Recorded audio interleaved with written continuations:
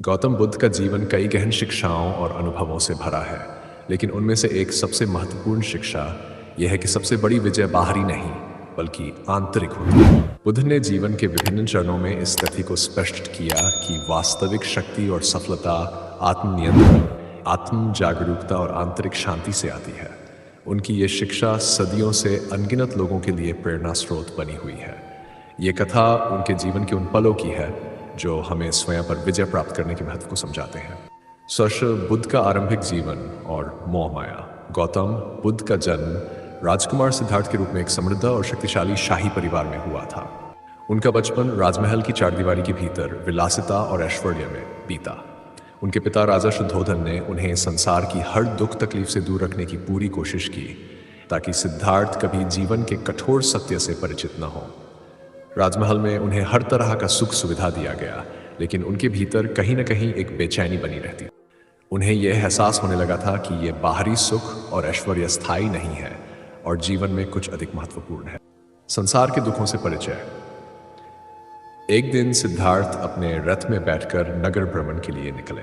इस यात्रा के दौरान उन्होंने 4 प्रमुख दृश्य देखे। एक वृद्ध व्यक्ति, एक बीमार व्यक्ति, एक मृत शरीर और एक सन्यासी। इन 4 दृश्यों ने सिद्धार्थ के जीवन की दिशा को पूरी तरह बदल दिया।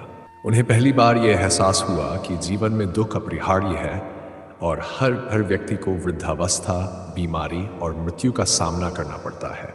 लेकिन चौथे दृश्य में उन्होंने एक सन्यासी को देखा जो भिक्षा मांगते हुए भी शांत और संतुष्ट था। ये देखकर सिद्धार्थ के मन में प्रश्न उठा, आखिर इस सन्यासी को इतनी शांति और संतोष कहाँ से मिल रहा है? आत्म खोज की यात्रा। इन प्रश्नों का उत्तर खोजने के लिए सिद्धार्थ ने अपना घर, पत्नी यशोधरा और पुत्र राहुल को त्याग दिया। उन्होंने राजमहल का सुख छोड़कर संन्यास का मार्ग चुना। वह कई वर्षों तक विभिन्न गुरुओं के पास गए, कठोर तपस्या की, लेकिन उन्हें संतोष नहीं मिला। उन्होंने देखा कि अत्यधिक तपस्या या विलासिता के दोनों ही मार्ग आत्मा की शांति और सच्चे ज्ञान की प्राप्ति में असफल होते हैं। अतः उन्होंने मध्यम मार्ग अपनाने का निर्णय लिया, जो न तो विलासिता का था और न ही कठोर तपस्या का। बोधगया में ज्ञान प्राप्ति। सिद्धार्थ बोधगया के पास एक पीपल के वृक्ष के नीचे बैठकर ध्यान करने लगे और यह संकल्प लिया कि जब तक उन्हें सच्चा ज्ञान प्राप्त नहीं होगा तब तक वह यहाँ से नहीं उठेंगे। कई दिनों तक ध्यान में लीन रहने के बाद अंततः उन्हें ज्ञान प्राप्त हुआ और वह बुद्ध बन गए। उन्होंने समझ लिया कि संसार का सारा दुख, इच्छा, आसक्ति और अज्ञानता से उत्पन्न होता है।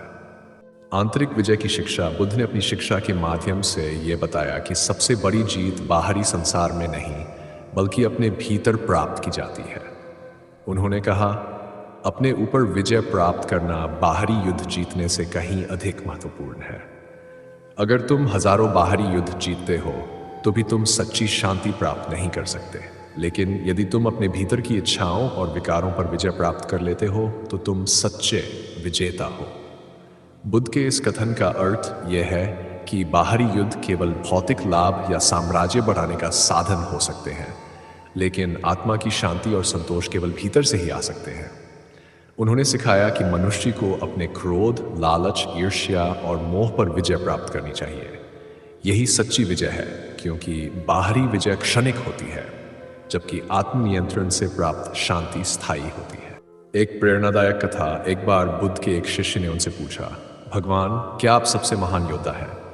बुद्ध मुस्कुराए और बोले, सबसे महान योद्धा वह नहीं है जो युद्ध के मैदान में हजारों शत्रुओं को हराता है। सबसे महान योद्धा वह है जिसने अपने भीतर के शत्रुओं, क्रोध, लालच और मोह पर विजय प्राप्त की हो।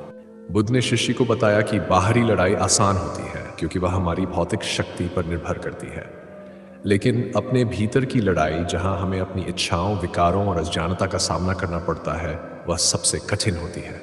एक और कथा में एक राजा ने बुद्ध से पूछा, क्या आप राजा की तरह विजयी हो सकते हैं?